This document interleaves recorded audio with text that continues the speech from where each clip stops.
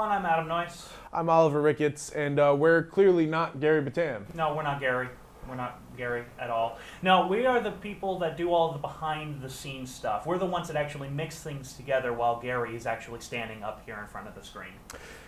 Yes, and since Garry is not here this week to bring you the live Newsday Tuesday webinar, we thought it would be a really good time to go through all of the things that happen behind the scenes on the webinar to create this show. Garry always talks about how we do use these products to create the videos that you're watching, so we thought it would be a really good idea to show you guys all the different products that we actually use when we create a webinar, as well as our process from pre-production all the way to post-production on how the show gets made every week. Check a look. Just kind of do the live graphics, so throw up, take them all off first, and then throw up the lower third and then the countdown. One of the most important devices that we have in our studio is our NewTek TC1. And quite frankly, without it, we wouldn't be able to bring you a show at all. So our NewTek TC1 is actually the hub for everything that goes on screen during our Videoguys live webinar. Not only does it allow us to bring you this multi-camera sophisticated set, the TC1 is also how we bring in all of our live action graphics, which we create before each show, including our lower thirds, our channel bug. What I like the most about the TC1 is it's very, very easy to use, very, very comprehensive, and gives you a lot of different capabilities in creating a sophisticated production like we do here every single week. One really, really cool thing about NewTek as a company is that they do have a lot of social media and online presence that can help you actually learn their products. I operate the TC1 every week to bring you the show, but I learned it actually through NewTek's training videos that they have available on their website. You can actually go through the entire TC1 and all of its capabilities in their tutorial videos that they have available. It's a great resource and it makes it possible for anybody to use this system.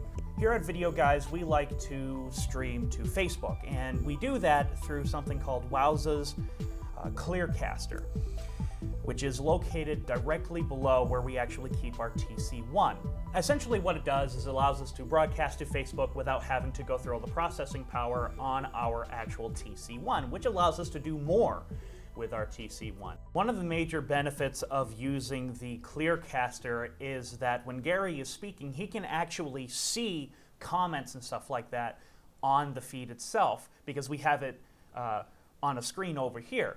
So if somebody has a question, or if somebody has some advice for us, or if somebody is just looking to say hi, because we always love those, it'll pop up and Garry will see it, and Garry can actually interact with his audience. So some basic advice for what I've seen when dealing with Wowza, the ClearCaster, is when you're actually going to schedule something live, you are definitely going to want to make all of that on Facebook first before you actually connect the ClearCaster to it. You are really going to want to make sure that you end your live stream with ClearCaster first, stop your TC1 last. Because what happens is, on Facebook, the screen will suddenly say, oh hey, the stream just dropped. Now that, even though if it's intentional, that often will give off the impression that it was a mistake, when even though it's not, the audience doesn't necessarily know that.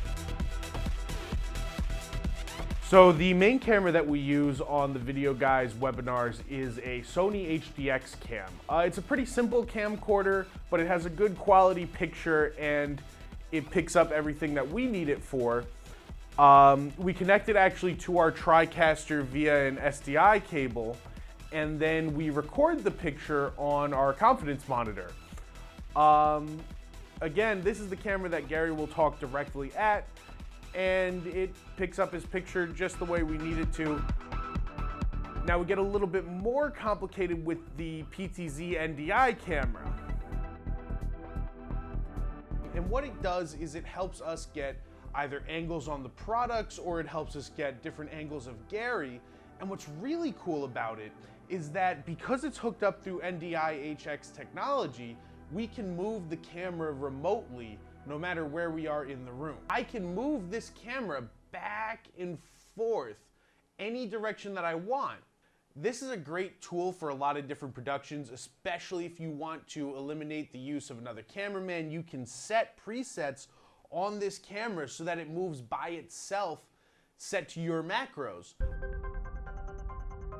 Another thing that's really awesome that we use it for is that I can be both editing the show and fixing what camera feed we receive, while also adjusting this camera with the joystick feature. I use this joystick and I can zoom in, I can zoom out, I can move it over here, I can go left and right. So really I have a large range of where the camera can actually go, and I never have to leave my seat.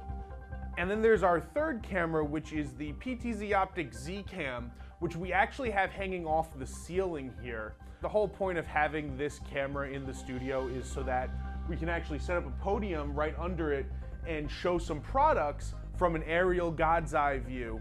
Rather than just the product on the table, it just gives an extra angle and another level of professionalism. Again, that's a PTZOptics ZCam, and it's connected to the TriCaster as well through an SDI connection. Behind our main camera is actually a confidence monitor. It not only allows us to see exactly what is going out live, but it also records the live webinars for us to upload to places like Facebook or YouTube, or to just have us simply archive it into our system. So what we use is actually the Atomos SUMO.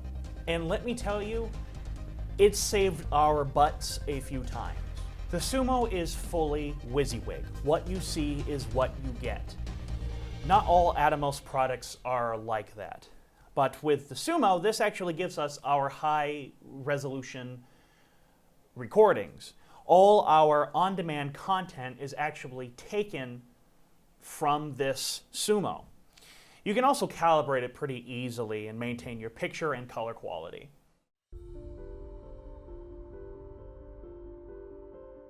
What we use for audio here is actually quite simple. We just use a regular lavalier mic, and as you can see, they're pretty small. They come back and they get crisp, clean audio. The lavalier mic is connected with a simple XLR cable. However, we don't actually directly connect the XLR cable to our TC1. What we hook it into is actually a Roland VR22 USB audio interface. Now some might ask, why? It's actually because this is just much simpler to use than having to go behind the TC1 and set up multiple plugs for multiple XLR cables. With this, all you just have is one USB plug-in and you're fine. Like if we have a live guest, for example, that's actually here in the studio with us, we can just plug it into the Roland and not have to worry about going behind the TC1, which is a great thing. It's just really easy to use, really simple. There's no tangled wires, and yet we still have full control over the audio levels on our TC1. Anybody who does video can tell you that lighting is everything. Especially people who do video on a chroma key, green screen, blue screen set, which is what we have here. Everything behind me is actually just a green wall. Lighting is everything, because every time that I have a shadow on there, it kills the image of our set. If I have this curtain up behind me, we need to light it so that there are no shadows and no fuzz. We actually use a 6-light setup. I have a light straight in front of me when we record, as well as one behind me that shines over here to make me pop out from the wall. The other really important thing, other than lighting your subject, is to light the background, because you don't want shadows. It will kill your picture.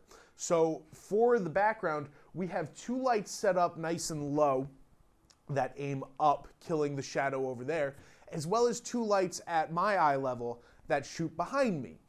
This gives us a nice flat image on the green, which lets us put in whatever picture we want after the fact.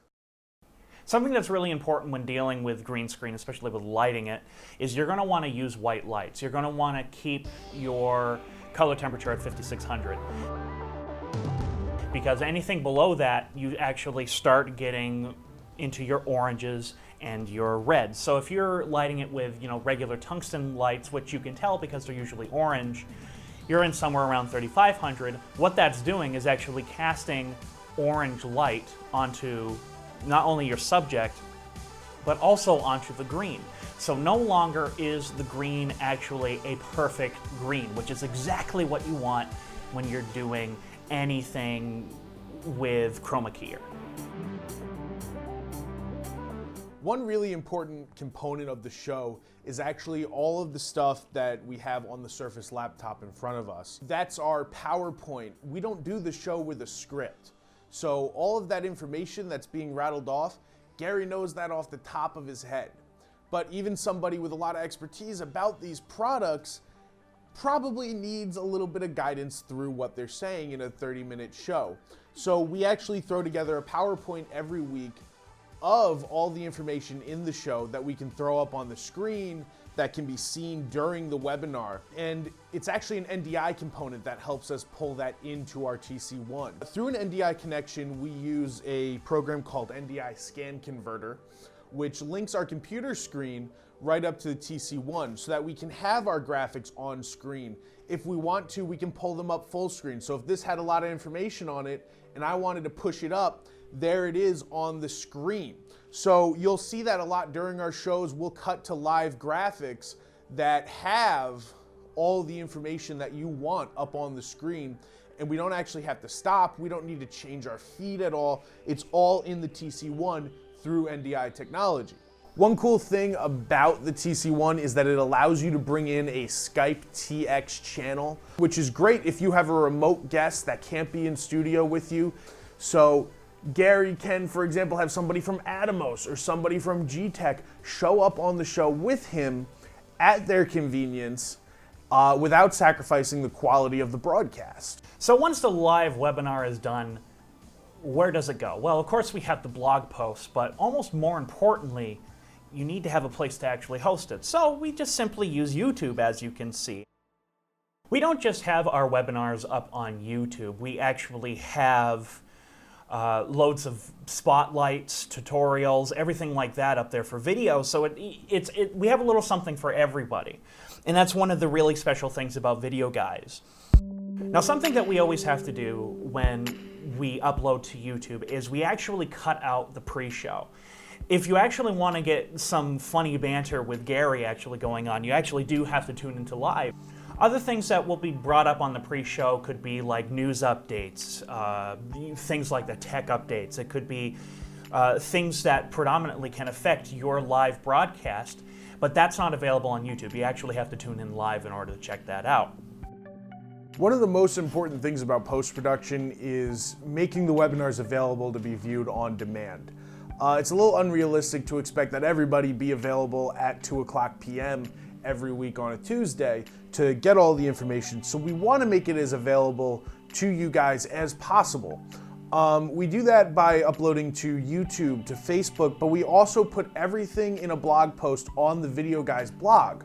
So if you go to videoguys.com/blog and you look up Videoguys live webinar, you get this whole page that is every single live Videoguys Newsday Tuesday webinar that we've ever done.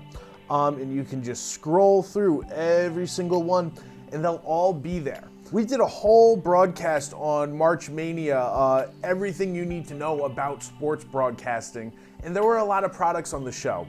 It's great to hear Garry talk about the products and to watch the video, but a lot of times it also helps just to have a written version of what you're talking about. So in our blog post, you'll actually see all of the different products that we talked about and where you can get more information on that product. It's a really, really handy tool for you after the webinar because we want all that information to stay relevant and accessible to you so you can find it all on the Videoguys blog. Again, we create that blog through WordPress. It's a very simple algorithm and I highly actually recommend WordPress to anybody doing something similar.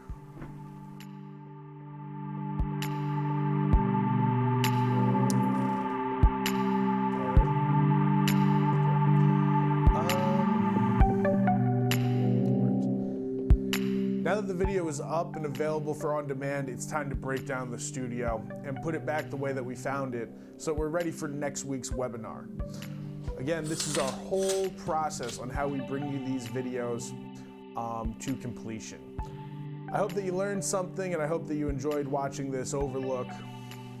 Be sure to tune in next week to see our work in action on another Videoguys Newsday Tuesday live webinar.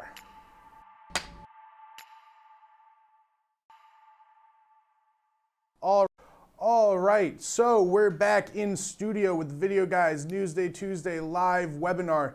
That was our studio tour and breakdown of everything that it takes to produce this show.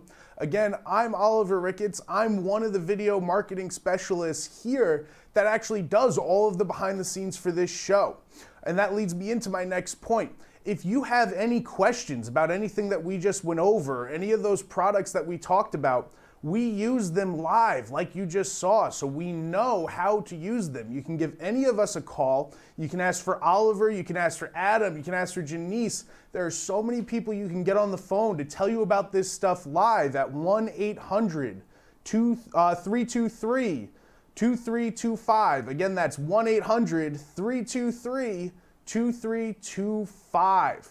Now next week, Garry will be back in studio to bring you your normal webinar. So let's take a look at what we're going to be talking about next week.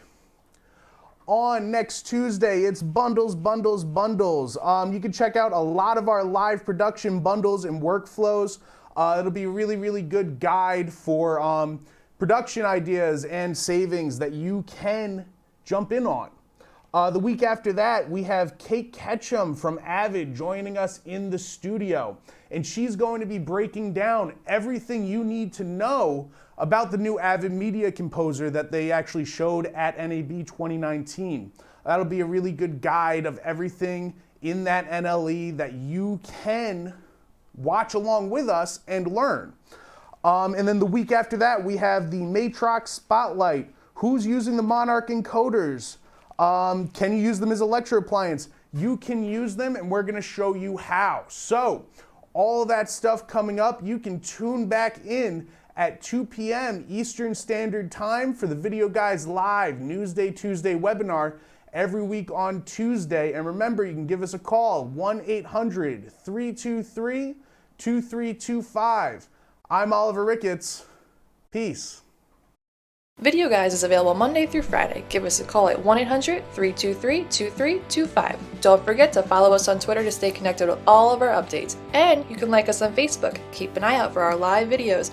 And don't forget to subscribe to our YouTube channel. Thanks for watching.